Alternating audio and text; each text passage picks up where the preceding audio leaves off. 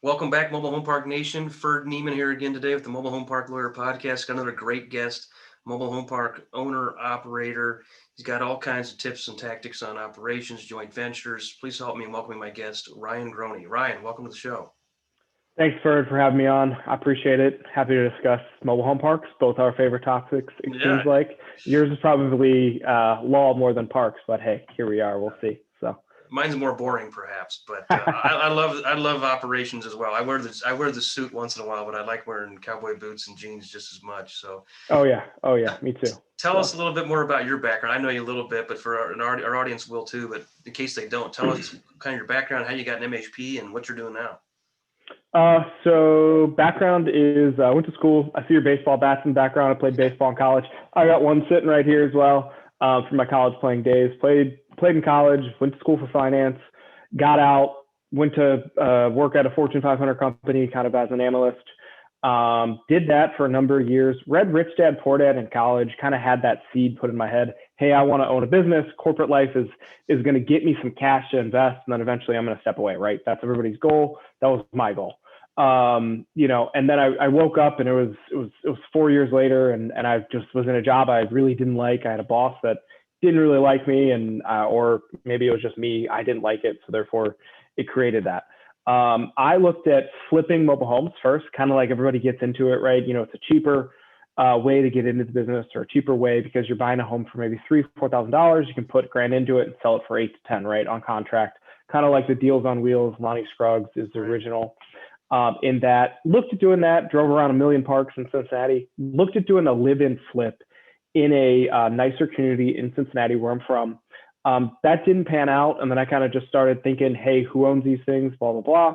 Went to a Frank and Dave boot camp. Spent 2 years really looking for parks. I had a few under contract, didn't pull the trigger. Bought one at the end of 2018. That was a 75 space park, and I've owned no other form of real estate. I don't even own a single family house to this day.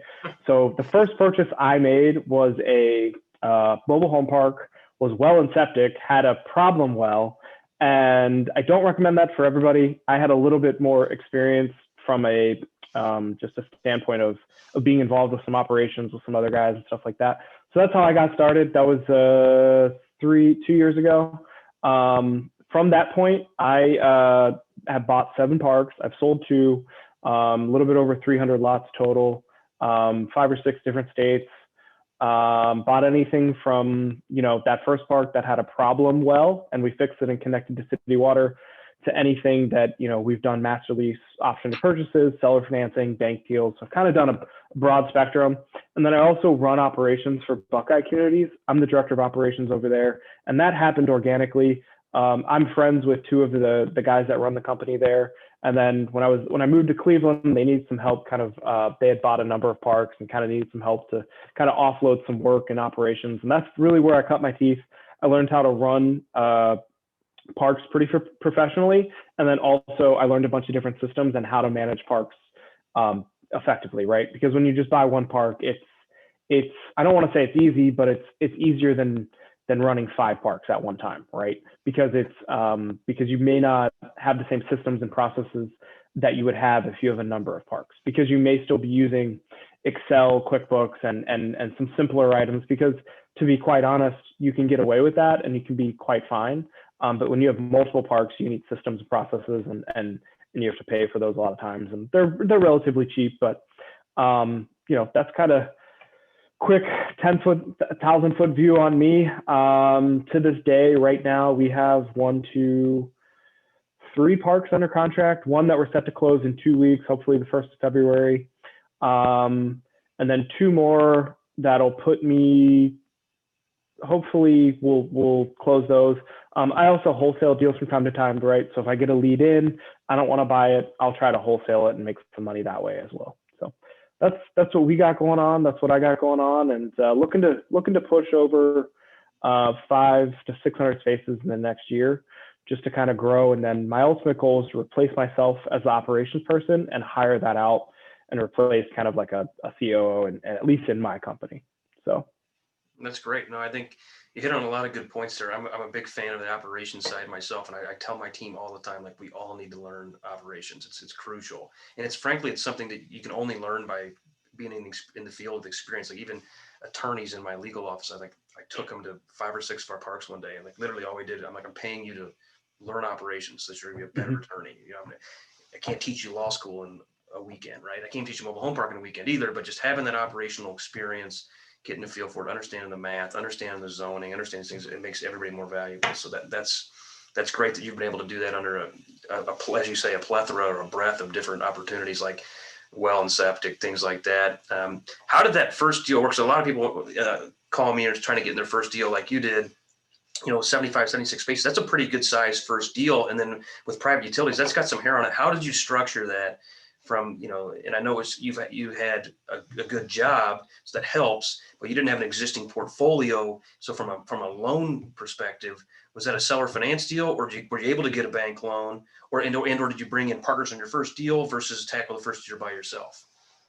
So it was a multiple of all those things. So it started in July of 2018. We signed an assignment contract from somebody that we knew.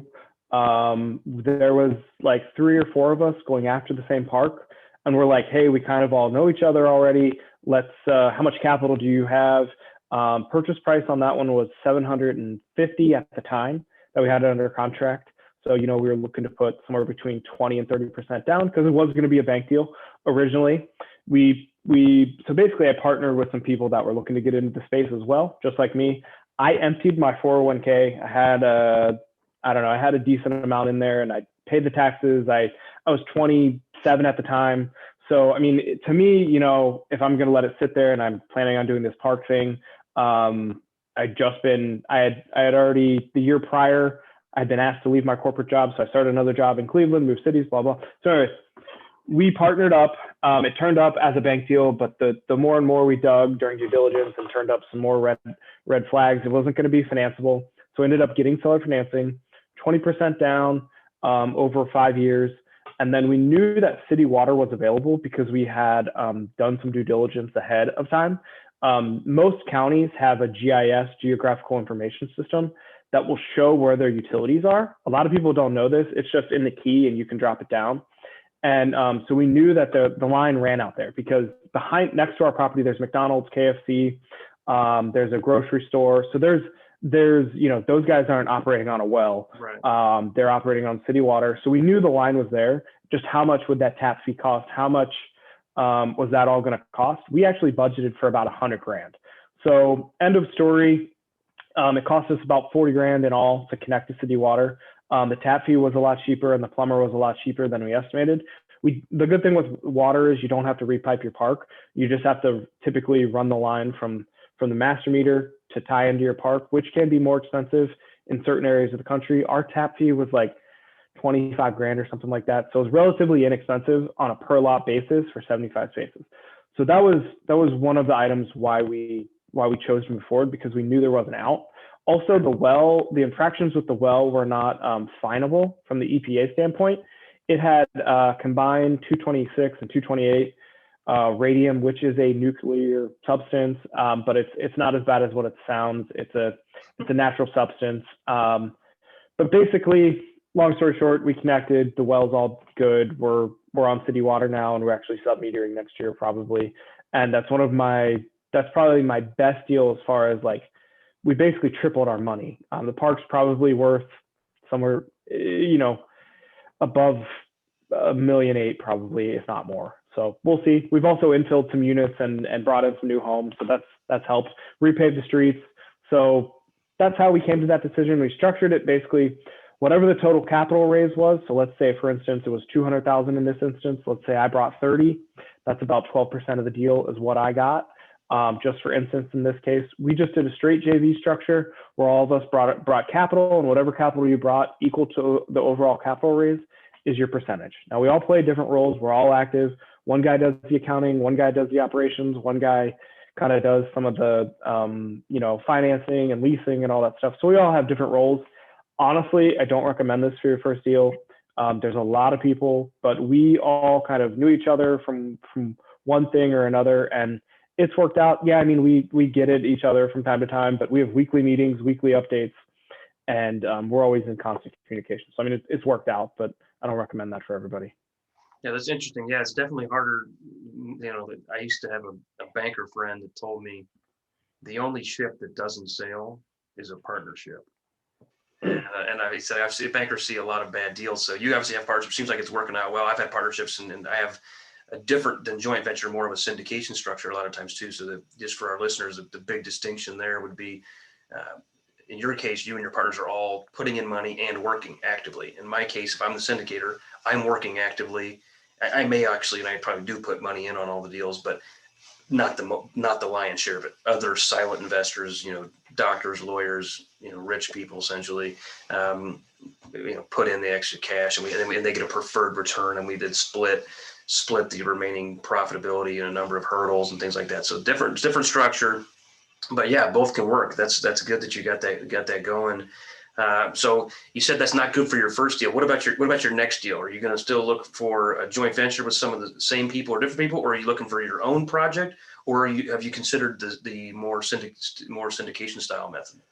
So on my next 6 deals were all JVs with other people, some of the same people from that deal. And then I've had partnerships go bad. I got cashed out of one. I sold my shares based on the entity structure that we had.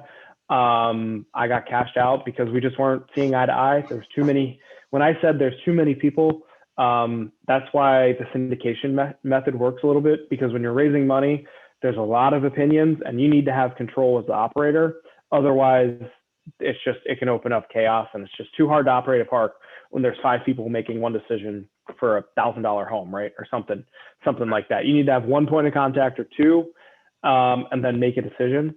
And so with my next couple of deals, they were all JVs with different people. They weren't as many. There was typically 2 or 3 people. I was still running operations. Now in the future, yeah, syndication is probably down the line. I don't rule it out. I just, for the deals that I'm typically doing, syndication may not be a fit, but that is something that I know about, I just haven't done. So, maybe on my next deal will be a syndication, we'll see. But that's definitely an option. And I always have that in the back of my mind doing it, because there's positive and negatives to doing both.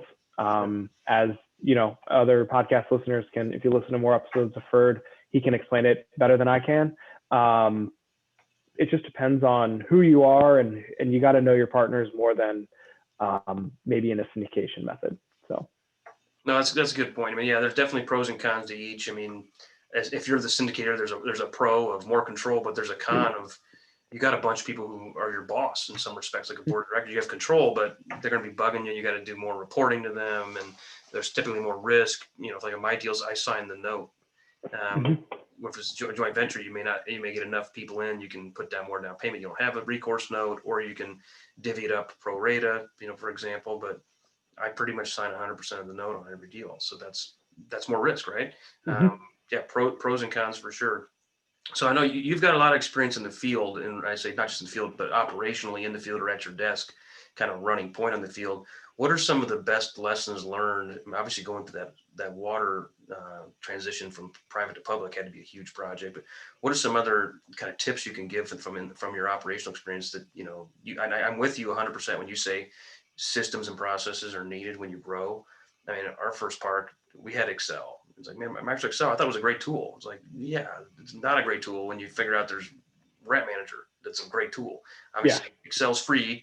Rat Manager's, whatever it is, $500, to get it rolling. I think $500 a month is what I pay for it. So it's not insignificant by any means, but it's an amazing feature. That's just one system, but obviously there's processes, procedures, things like that. What tips can you give us on that front? I'd say if you're looking to buy a second park or looking to buy multiple parks, figure out who's running the day-to-day, right? And it's not if you buy a turnaround, it's definitely more of a time suck than a stabilized park. So figure out who's running the day-to-day. Figure out what system you want to use from a property management standpoint, right? So we use Rent Manager just like a lot of people do. It's not for everybody. That's a property management software that allows you to accept rent, send out invoices. Also, it is an accounting system. So if you want to use it, you can use it. We do use it. It's not the best. It's a clunky system, but it is better than bouncing from 2 to 3 systems, right? So that's one. Second, what's your communication platform, right? Are you going to do text messages? Are you going to use Slack? We use a combination of Slack at some properties, and then we use Basecamp for other properties. Basecamp is a project management tool that allows you to track allows you to track like delinquencies, projects like home renovations, when homes are coming in, sales, stuff like that. And then it's also a communication platform, and it's relatively inexpensive. I would recommend that for people because it's fairly straightforward. It's not as advanced as like some of the other project management tools, like I'm blanking on all of them. Asana, Trello, Monday.com, all that stuff. That's a little bit more higher level. And Basecamp is good for manager interaction with you because it's fairly simple and straightforward. It's got like, it's very like click this, like a 5-year-old can use it. It's very straightforward is what I'm saying. So choose what you want to, from that, figure out what the goal is financially with the park, right? If you have 5 vacant spaces, are you going to bring in 5 homes, 5 new homes, 5 used homes, and stick to the plan, right? Plans change, but if you don't have a plan, you don't know where you're going to go. So that's number one is find a plan, know your numbers with the park, review all of your KPIs, as people say, right? Delinquencies, collections, home sales, when are people paying, all that good stuff. And then also bill back as many things as you can as quickly as possible, because raising rent is great, but you'd be surprised what your utility bills will add up over time. And even though it's just a pass through, it creates it gives you probably a basis point on the exit or refinance because you're passing through expenses. Even though you may raise rent, it looks like you're saving money on paper when you're passing through expenses, right? So people think lower expense ratio when you're passing through water and sewer and trash and whatever else you can possibly pass through. I'm more for that than jacking up rent, because to the resident, if you jack it up $50, it looks like you're jacking up the rent $50 versus just building back trash at 15 and then passing back water and sewer at 30. And it might be the same, but in somebody's head, it might look different on paper. So. Right, I agree completely. Billing back water sewer to me is it's not nearly as easy as raising rent, but it's much more productive in the long run. Because especially from a marketing standpoint, I buy a lot of parks that have tons of vacant lots. It's nice to be able to say, I just bought one in Alliance, Nebraska, and Strive Communities has a couple big parks there. So there's a competition. I can say, look, they're $150 more than us. If I bill back water sewer, net, maybe they're not as much, maybe they're not 150, maybe they're 100, but the next customer, we're $100 below market value, which also shows that there's a runway to get to the next $100, right? So that's probably a bad city example because that city direct bill water sewer, so I'm not even in the middle of the water. Yeah, that's the ideal, right? Exactly. This place direct bill water sewer, trash direct bill, city takes care of the streets, city plows the snow. Yeah, I have some of those parks. It's like this is as easy as could be. It's not as easy as what you and I may talk about, but in reality, relative to working. I got another park we're closing on next week that there's tons of water leaks. The sewer lines are broken up. The sewer is being spilled into the creek instead of into the sewer system. We need to put in meters, need to fix water lines, blah, blah, blah. It's just, and it's under market rent too. So you can't just push the expense and jack the rent up, right? People are going to get pitchforks at you. So it's a longer term turnaround. But compared to that, the city water, sewer, street, trash, man, it's a good deal. Yeah, for sure. Yeah, that's a good deal. And I've had those scenarios where the park is total trash. And I'm okay with buying a total trash park if it's direct billed water, sewer, and it's county owned roads or city owned roads, right? I would rather buy that than that first park that I bought, because the risk associated with turning around a park while also dealing with utilities is a whole nother level of risk, right? And the reward could be greater when you have a well and septic and you got to connect, right? It could be, but is it that much greater with the risk that involved? For most people, the answer is no. But I was 20 something years old and I didn't really, it was okay for me to push all my chips in because that's what I had to do. And still to this day, right, I still do that a lot, but I can take on the risk because I don't have a family. I live relatively cheap. So I can take on that risk profile, and the reward is worth it for me because I'm 30 years old and I'm not, retiring next year or living off this income, right? I actually live off of other income than versus my park income. So my risk profile is different than some others. So I don't think that gets talked about enough, right? Sam Zell is great in his book, which I have like right there. In his Am I Being Too Subtle? Talks about the risk profile. And we learned that in business school, right? What's the reward risk ratio?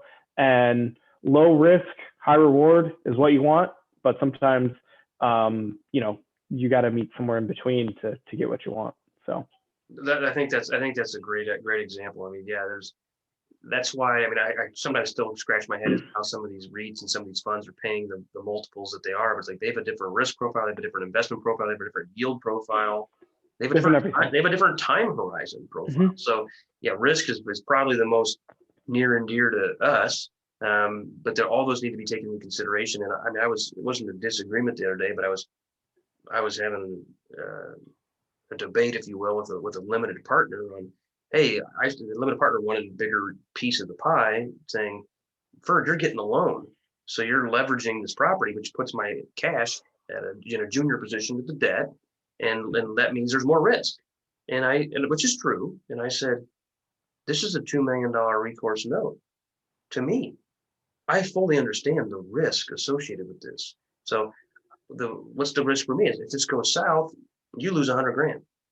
If this goes south for me, I lose my house because the banks come after me. So I'm acutely aware of the risk, but in return, I want a higher reward, right? And that's what mm-hmm. Sam Zell's. That's a great book. And I know I can see Frank Ross picture behind you. Frank always talks about that book. He always talks about that book too, and that risk reward relationship, and that's crucial. And then another thing that I feel like people don't always properly assess is the opportunity cost, from economics 101, as you mentioned in business, mm-hmm. is, the heavy lift turnaround park is not twice as much time as the stabilized park. It's 5 times or it's 10. Yeah, and it's not for everybody. Yes. Exactly. And you have to understand your what doesn't get talked about a lot is it okay to buy a 10-space park that's 5 minutes from my house and I have the cash to buy it myself? Yeah, it is, because you don't need to buy a 100-space park. If you own 10-space park or 20-space park, it's okay to buy small. It's okay to buy, something that doesn't meet everybody else's parameters, because your investment criteria are different, like we just talked about, mm-hmm. than REITs, private equities, guys that have funds, or, even you that are syndicating and me that's JVing. The risk, our buying criteria could be a little different. They're probably the same or very close and very similar, because the money that we want, right, our objectives are, typically my cash on cash is somewhere between north of 15% in the first 24 months of a turnaround. Typically it's greater than that, but that's typically what I look for in like a pro forma. So like our buying criteria could be different as well, right? So I don't think that gets talked about enough. And just the reality of operating a park when you have a 9-to-5 job, it can be done, but managing, like you said, a heavy value add where you have, where it's 50% occupied and you have delinquencies that are, 3 months old on everybody, and the park needs the well fixed or needs the water lines fixed, like that's a time suck. And if you think you can manage that while having a family and working, a higher paying job, you might be able to, but you're probably going to take 2 years to do that versus somebody like you or I who has a team or can do it full time. It's going to take us 6 months to do. So people just have to understand that time horizons and turnarounds are different based on your profile. So, and I think, the people that do a good job are people that are realist, and Ryan Naris has a podcast. Ryan and Ian are good guys. Frank and Dave are great. We all learn from them, but they're a different buyer than you and I, right? They got 200 parks or 300 parks. They're doing it differently than we are, and their buying criteria is different. So I think people just need to understand that, that it's okay to buy, a 10-space park if the numbers work and you're okay with it, right? It just matters what you're comfortable with. So, and do your due diligence. That's the number one thing. So.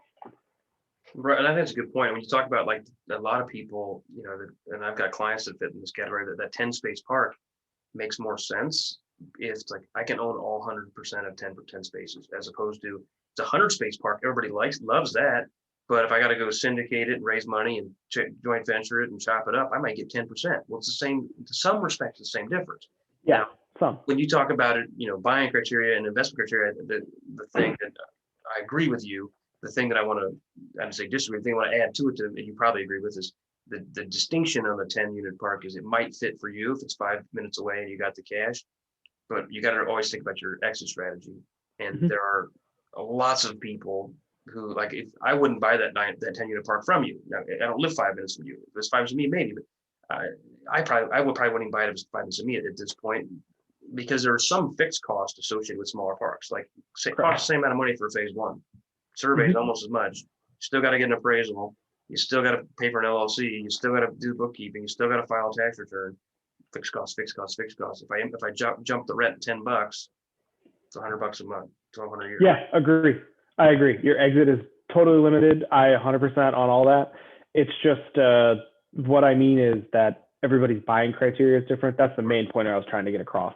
That it's just everybody's is different in a different situation, and everybody wants a 50 space park, direct build, city water, city sewer, and they want it at a 10 cap, right? In a 2 million plus metro. Right. That's where that comes from, right? That it's those days are gone. To my knowledge, I'm out there every day looking at deals, and I haven't seen anything like that in quite some time. So 5 years ago when I started, yeah, those were there, and I just missed it. I was too young, too naive.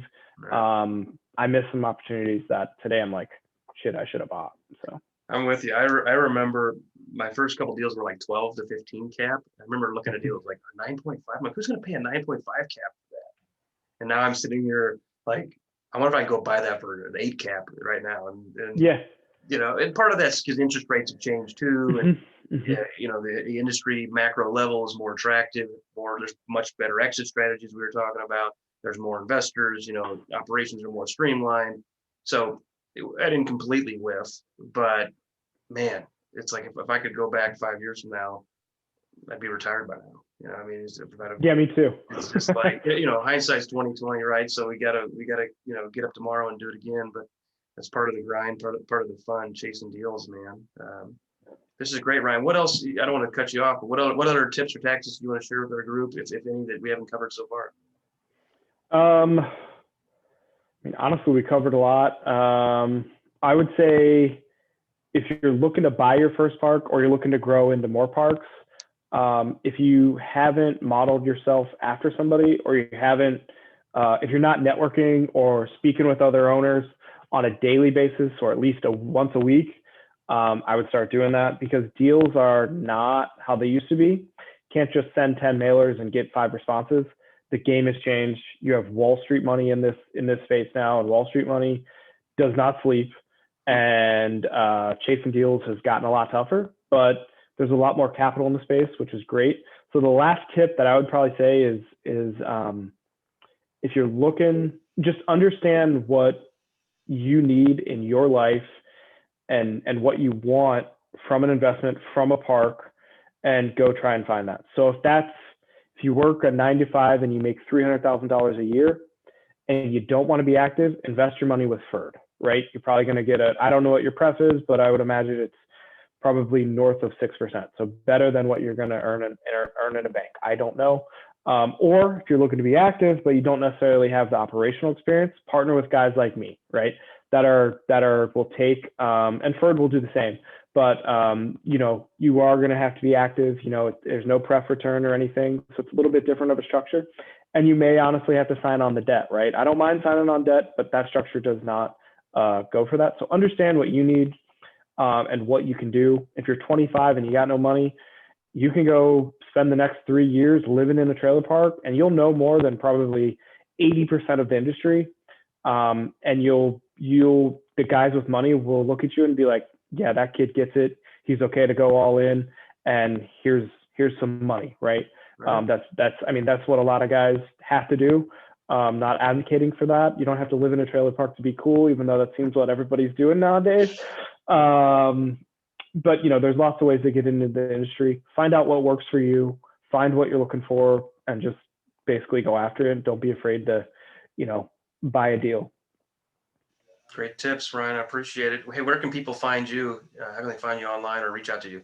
Yeah, I mean, you can find me on LinkedIn, Facebook, Instagram, all under my name. I do have a website. It's themobilehomeparkinvestor.com. It's not fancy. It's just if you click contact me, it'll send me an email. My email, if you want to put it in the show notes, is ryan.groene, Groene 55 @gmail.com. And I do put it out there from time to time. If you want to text me or call me, my number is 513-276-3834. I might regret that, but 99.9%, I'd never get anything from it. So thanks, Ferd, for having me on the show. I appreciate it. You and got all it. the guests, don't be afraid to reach out to either of us, and good luck.